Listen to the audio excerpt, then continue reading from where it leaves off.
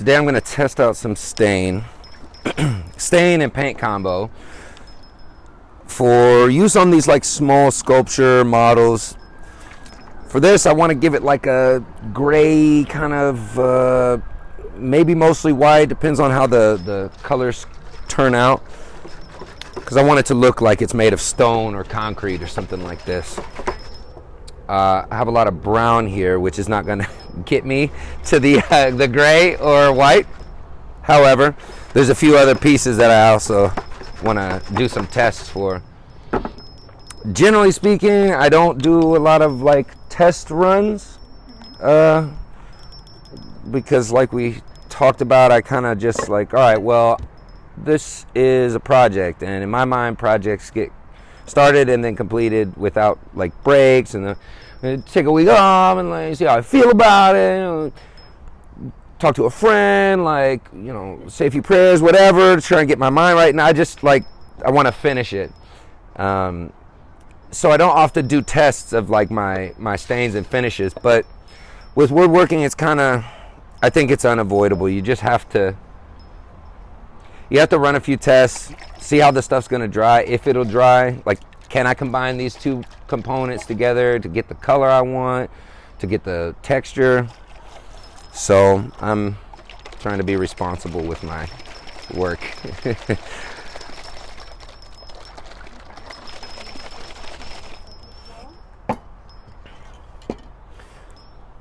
At some point, the flimsy looking plastic will come off, but since it's acrylic glass and not actual glass, it comes with this coating so it doesn't get scratched and all jacked up. So I'll be able to, you know what, I'm proud of myself. Actually, on this piece, like I decided, you know, before I glue everything together tight and it's locked in, I'm gonna pre-assemble. Fit, test a few things, you know, lift the plastic on so I could take that off, and then Is good. that typically not a part of the process? No. It's like I said, I just kind of like go for it. I want it to be done because I don't want to have to think about it again later. It seems to me like the projects that I've had that stick around a little too long, they start to weigh on my mind, because I'm seeing an unfinished thing, something that I can't show or sell, or that I don't feel that confident talking about, because I know what it is supposed to be, and it's not that. So I find that it sometimes interferes with the creative process. Like if I wanted to work on something new, oh man, but there's that old bullshit still hanging out, like waiting to be finished. What are you doing? You know. So as a result, I try and go very quickly and complete things in one go. But I'm learning to do some stuff differently, where, you know, just be a little more calm and patient, so I don't, which has happened before, ruin a project because I didn't want to take the time to run a test or see if it fit well, or you know, see if like the finish that I was hoping to get did what I thought it would. My guess is that I can. Smells like stain. Checks out. For sure. Yeah, legit. My guess is that I can get the thing that I want by combining a little bit of paint, which has pigments or solids in it, with some natural or mostly unflavored stain. See that chemistry set stuff, man? Don't worry about it. It's official business.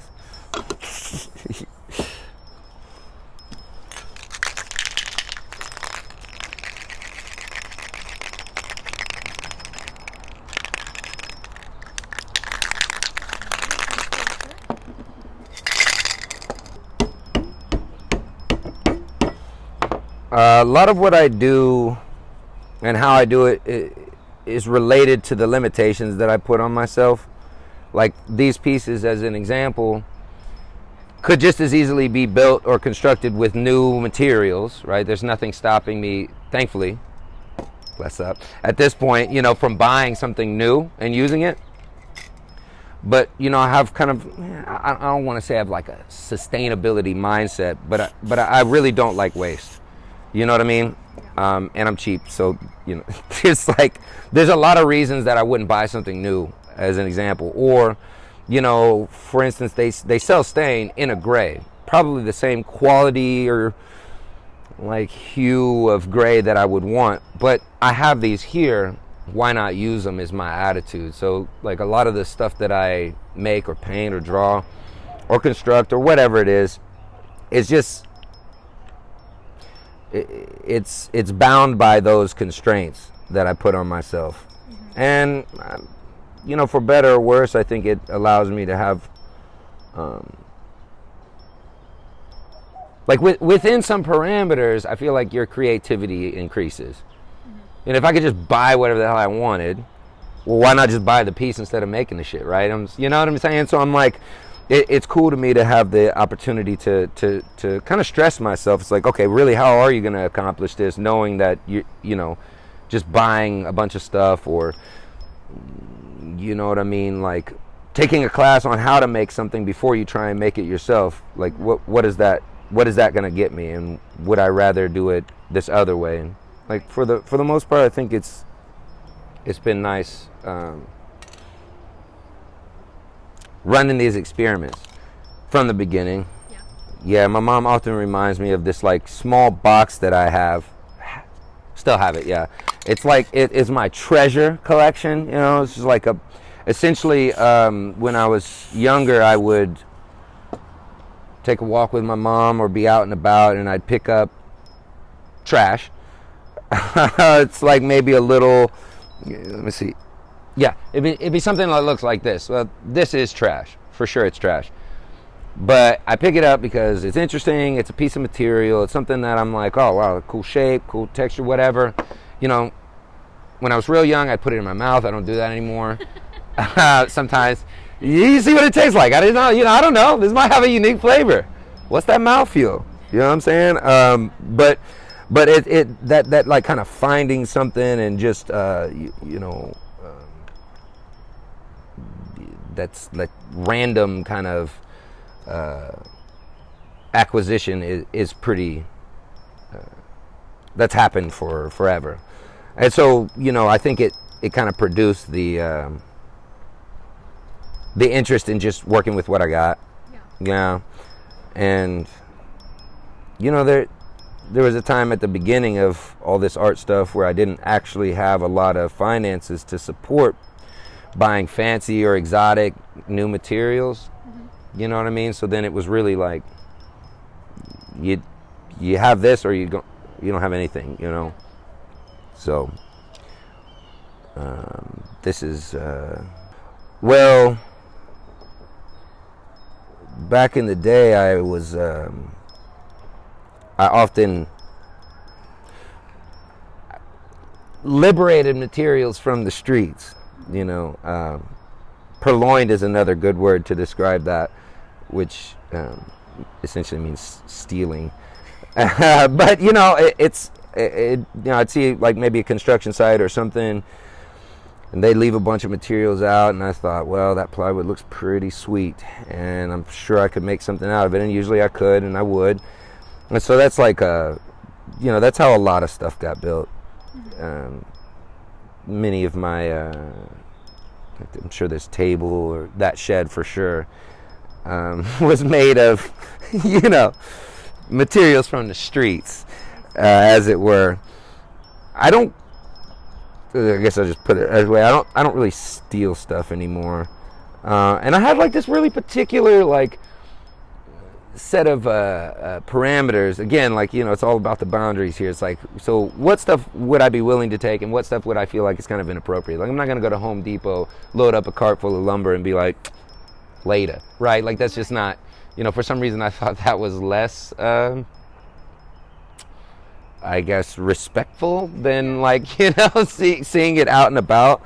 But shit's not my fault if they don't put a fence up. That's that was my attitude, at least previously. I don't really do that anymore. Like I still find that like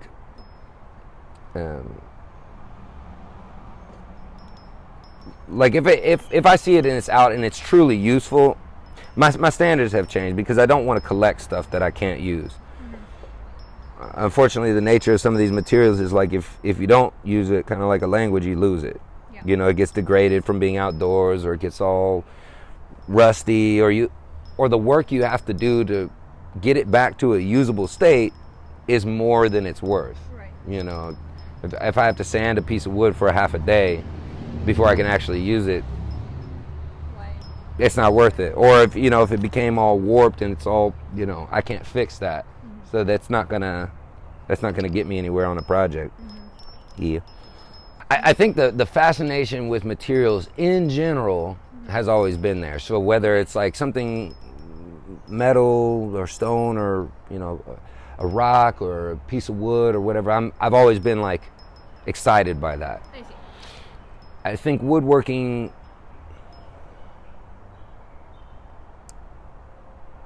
I've always liked carpentry. I've always thought that was a cool trade, These days, the reason I work with wood more than other materials, though, is because any other material, masonry work, metal work, plaster, these types of things, like clay, I don't have I've been woodworking for years now. So I've got all this relevant experience and time on task, and I also have a set of tools, somewhat expensive, to make that process happen. So if I pick up a new hobby, photography or dance or gymnastics or pole vaulting or spelunking, I don't even know what that is. cave diving, Okay. yeah, like legit though, not like, all right, I dipped in a cave, like take a couple pictures, like no, we out here. Yeah, you strike me as the type. Yeah, you'd go all the way. I wouldn't. I draw the line at I draw the line at cave diving because there's too many risks there. It's like, okay, I can be in a cave and get lost on a regular dry kind of like day, or I can be in a cave and get lost while also diving and monitoring my air. I'm like, it's too much. It's too much. It's all dark, cramped. Oh, fuck that. Like, it's great. It's great out here. You know what I mean? This is awesome. Like, why would I? Go. Yeah. I get you. But to me, the point is like, if I pick up any of these types of hobbies, it comes with like a learning curve and a set of expenses. Yeah. So like metalwork would be really cool. I'd love to weld. I'd love to construct mostly sculptures because metal sculptures do better outdoors than like wood and whatnot. I build a deck or a table or a shed or something. It's expected to be out of wood. But if right now I'm trying to focus on installation and outdoor kind of permanent pieces, they usually just work better if it's metal. Some things that I've considered is like, okay, so how much do I want to learn this task versus how much am I willing to outsource? That's something that's changed. Like, because previously I'd be like, I want full control over every aspect of this process, versus there are some things now that I might be willing to hand off to somebody else who's got the time or potentially the tools and know-how, right? Maybe it's not that critical that I do certain pieces of the process. No mo. If you can articulate what you Well, then what are you gonna do? Like, you're gonna buy a semi trailer with a 53-foot, like flatbed for like, you know what I mean? Yeah. For like $100,000 worth of gear that you're unpacking and packing and setting up yourself? I was just gonna say that. Like, yeah. that's crazy, Busting your back for nothing. busting your back for nothing. But what I can appreciate about what you've done and what I've also done is like, I know enough about this shit that I can hold somebody else who I'm hiring to do it accountable. Yeah. So I'm not a photographer and videographer. I've worked with photos and videos in the post and capturing process. I wouldn't say I've got the best eye in the world. Oh, it's so great, Vic's the pro, but like, I know when somebody's doing well. You know what I mean? So that's something I could hire him, like, you do what you're passionate about, what you have the equipment and time for, and I'll do, the parts that are more, I guess, not more important, but like, that only I can do. Yeah. I think that's, kind of realizing where that line is. Right. That is tough. Yeah. You know what I mean? I think I'm getting some pretty good I think so. colors here. Like, I'm definitely getting the concrete. Not so much like a stone.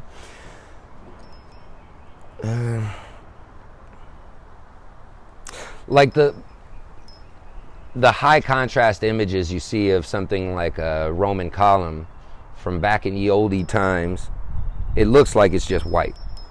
Yeah.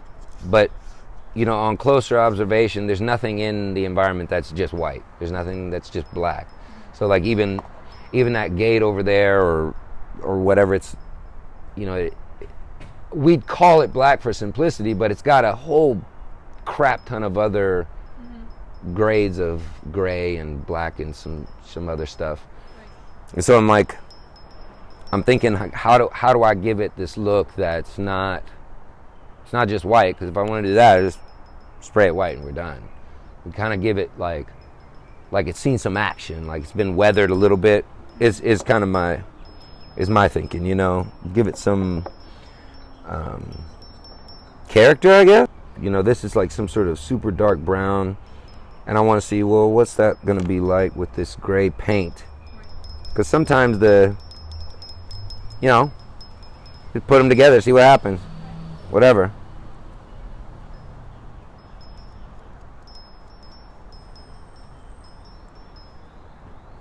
It's actually a really nice color. I can't use it for nothing.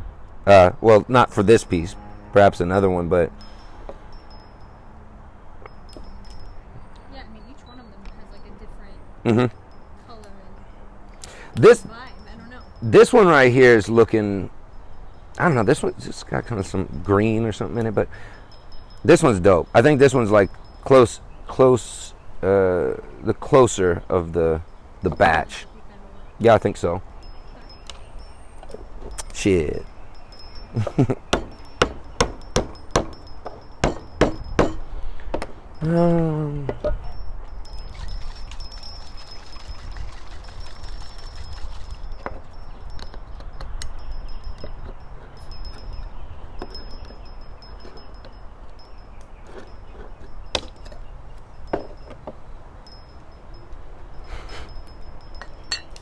It's funny that I keep smelling this, like, it all smells like some solvent. Yeah. You know what I mean? Like, it just, as a general rule, they call them VOCs, volatile organic compounds. And that's the shit that makes it unsafe to breathe and for the atmosphere, the animals, the environments. It's just generally toxic. But the colors, though. How do you feel about wearing masks while you work? You know, I think with certain things, like if I'm doing a lot of spray paint, especially in a tight area where I know I can't get, like right now it's kind of breezy, you see the trees moving, like the wind's gonna carry it some, no problem. But you know, I painted indoors and like a little confined space where you just can't get the one of the issues, like ideally airflow is best. I would prefer it. I don't have an opposition to wearing masks because it's a safer option. But with spray paint or spray coatings, let's say I'm in a space where I actually need to control where the pigments and paints go. If I set up a whole bunch of super powerful fans, not only am I probably wasting more from the can and the material, but it's getting everywhere.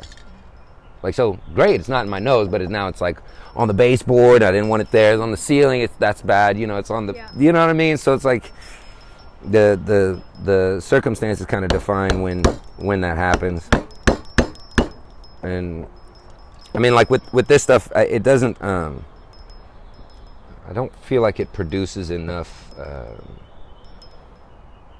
gas, if you will. Yeah. Like in this circumstance, I'm working with such limited amounts. We're outside and we can barely. Totally. Woodworking's a different level of task. There's like,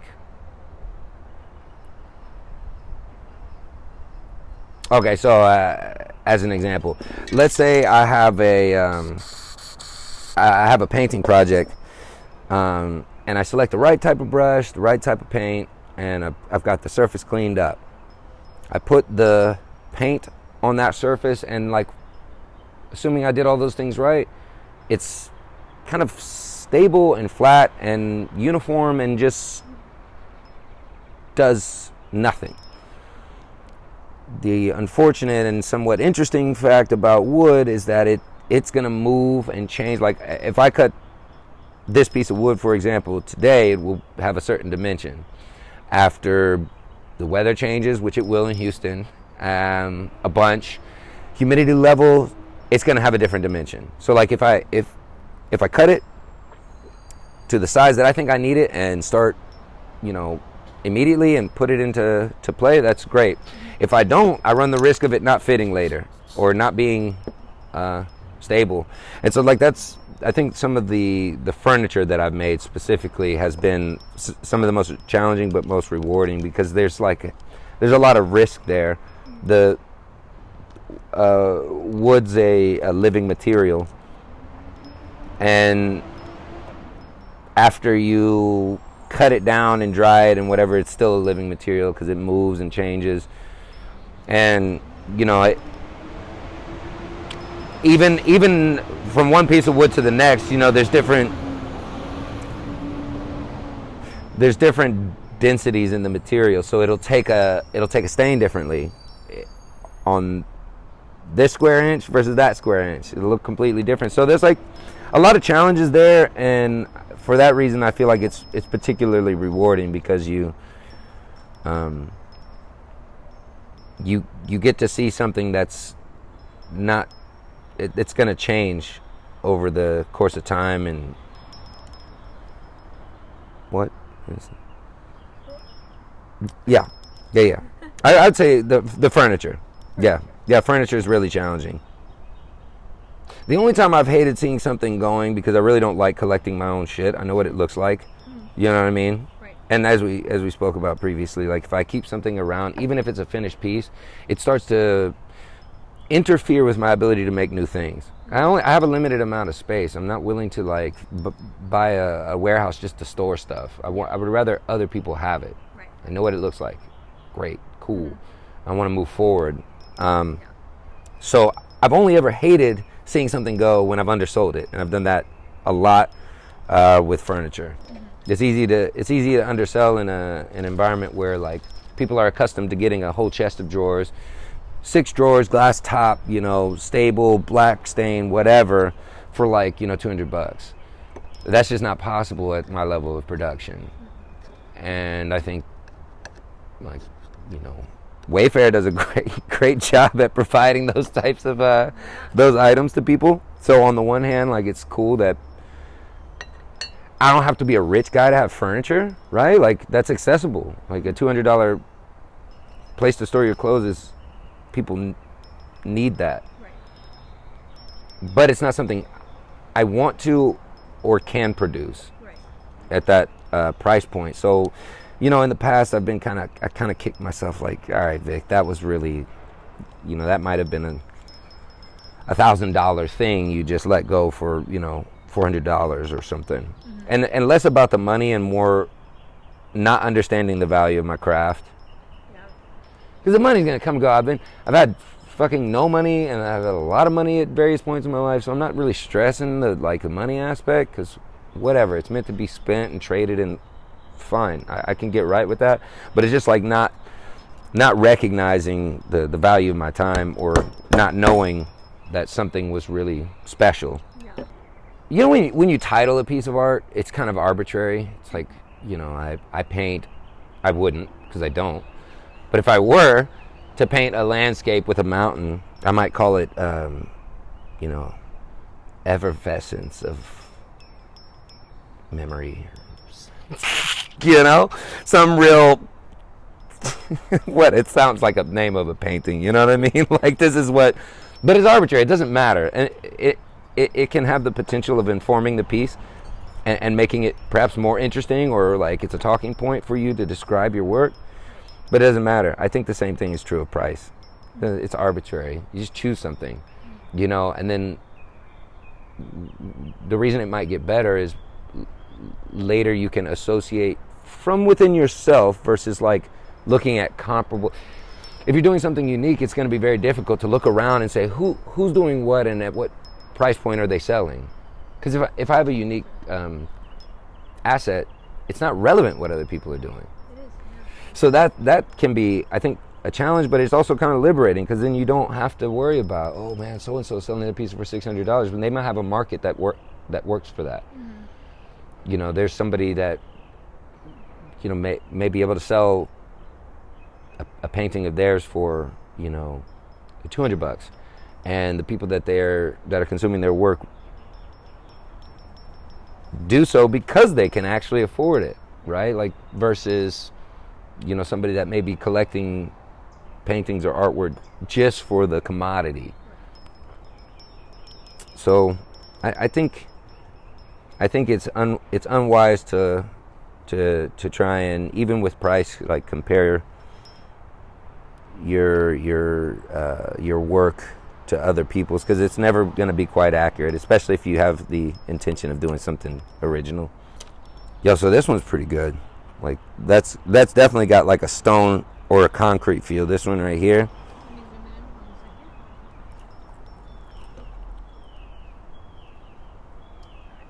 Which one? This. Yeah, that definitely does. These man, I've seen concrete in all of these colors though too, so it's, you know,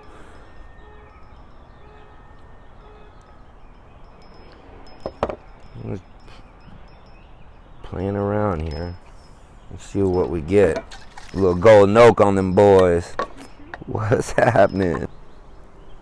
From idea conception to like initiation of the process, I think there's some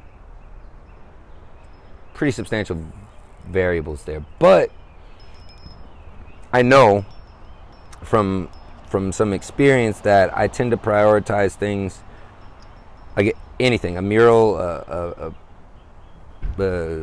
sculpture, woodworking, anything, like 2 weeks is kind of at the far end of the max of what I'm willing to spend on the time wise, what I'm willing to budget for a thing. And it has nothing to do with like money or whatever. It's like genuine interest in the work will dwindle significantly at like 2 weeks, which is why I prioritize finishing things so quickly. But I also find that like within about 2 weeks I can really kind of throw myself fully into making the thing, and that's my only job at that moment, which I think is helpful because it provides focus.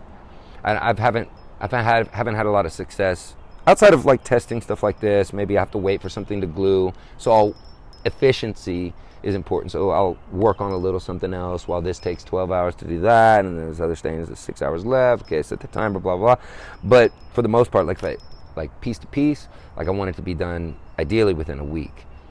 And so like, Even for some of your larger pieces too. absolutely, yeah. Wow. I don't see any reason why it should take longer, because I've seen much larger, more grand, heavier, massive, more expensive things getting built in around that time. You know what I mean? Like you could frame an entire house in a week. So if my production is efficient and I'm conscientious about what I'm doing, why should it take me longer to make a... I just don't like lingering, man. Like it. But also, I'm not a one-trick pony either. So like, if I had, is that what one-trick pony? Yeah. If I was just doing like Andy Warhol-esque pop art prints, whatever. I mean, I have a repetitive process. I don't have that though. I have like, from one week or month to the next, I might work on a little more woodworking or try and do some murals or something like that. So because I'm constantly changing like formats, I don't think it's wise for me to stick around on some of this for too long. Because I do like to experiment. I have a lot of new ideas, and so if the quicker I implement them, see if they work or not, or if I like them or not, then the quicker I can, progress. And I think the work gets better sooner that way. My new interest, my latest interest, is in taking my construction, building, painting, whatever it is, all of these skills and experiences, and trying to put them in the same pieces of work. So yes, I'm a painter, can paint large scale, I can build things that are of great scale, I can come up with interesting finishes and textures and blah blah blah. The point is how can I work on a project that can include all of this stuff, all of these skills. So like installation and sculpture is really what I'm trying to do now, like not instead of, but in addition to. So when I look at something like this, what's in my mind is like, this is about the most practice run type shit I'll do, right? It's like, here's a somewhat scale model of a thing that I'd love to just see. Like if money was no object, if I had the property, if there was no opposition to me placing this thing there, this is what I'd love to see. Vacant field, third ward, whatever, big sculpture, monument with no context. You know, it's kind of like an abstract installation, just for the sake of it. Seeing a cool, large, well-built item out and about. And so that's what I'm working on. You know, I wanna get enough time on task with the ideas of construction at this scale that I can then bring it to a much larger format. Well, I have a show coming up at the end of April called Tangential. Yeah. So, yeah, I mean, you know, no doubt.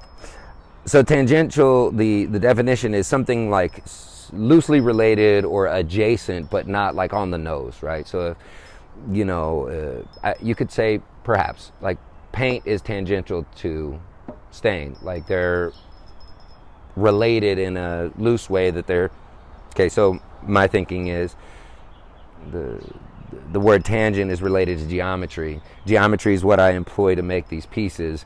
This seems all, you know, like a shoe-in. It's obvious, you know, to me at that point. But I'll show them at that show.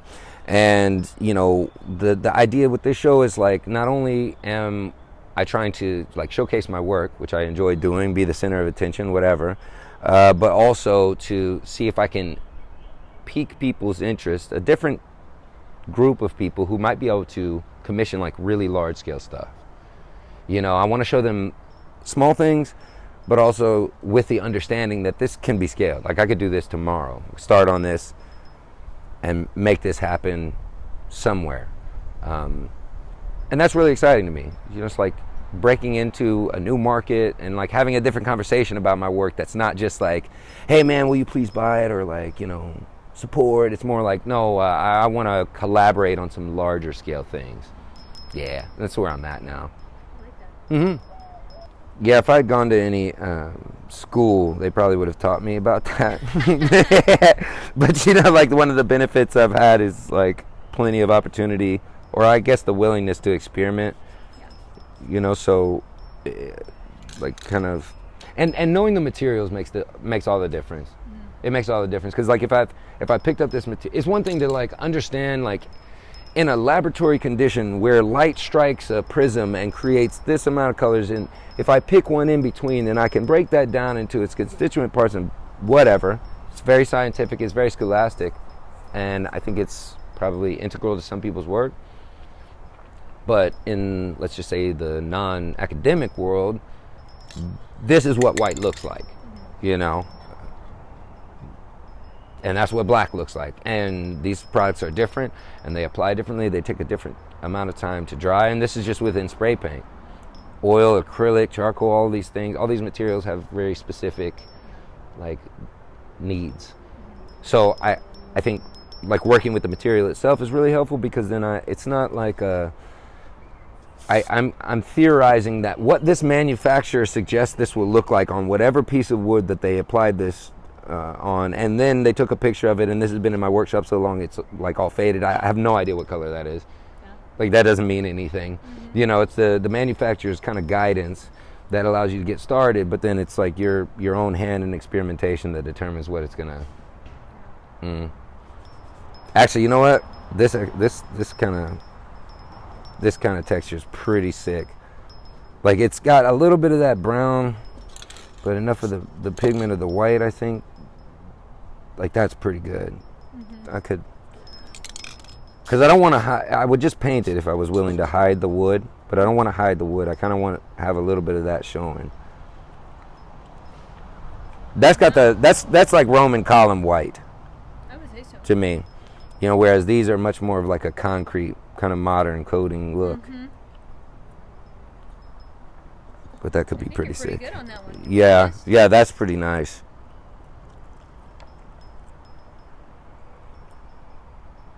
Definitely.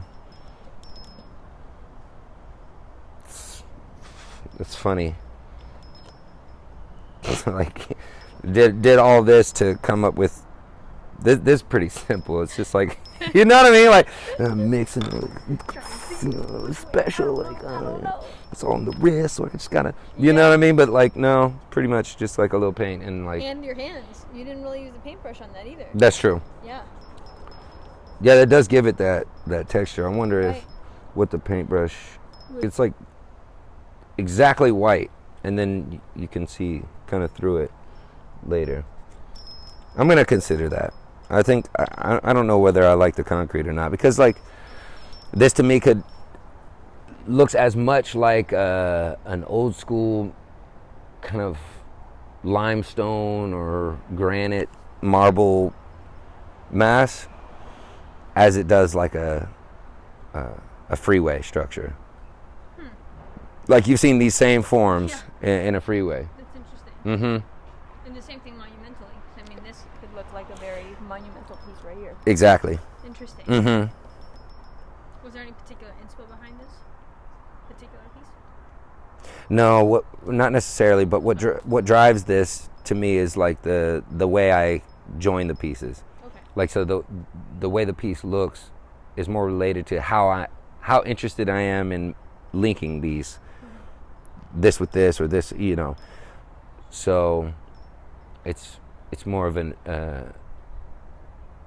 enthusiasm about the shape of it versus like, you know, like here's a flower, I'm painting a flower. Yeah. Right. Gotcha. Mm.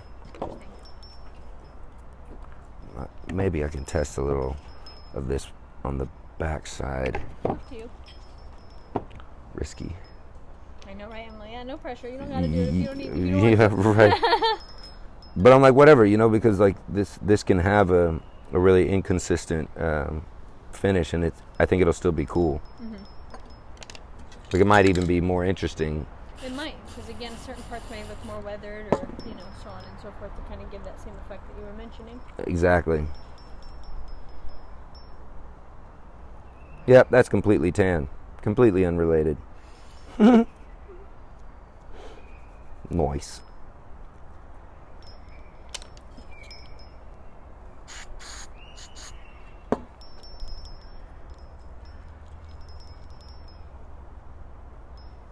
I mean, the tan's actually kind of nice, though. Like that does look pretty dope.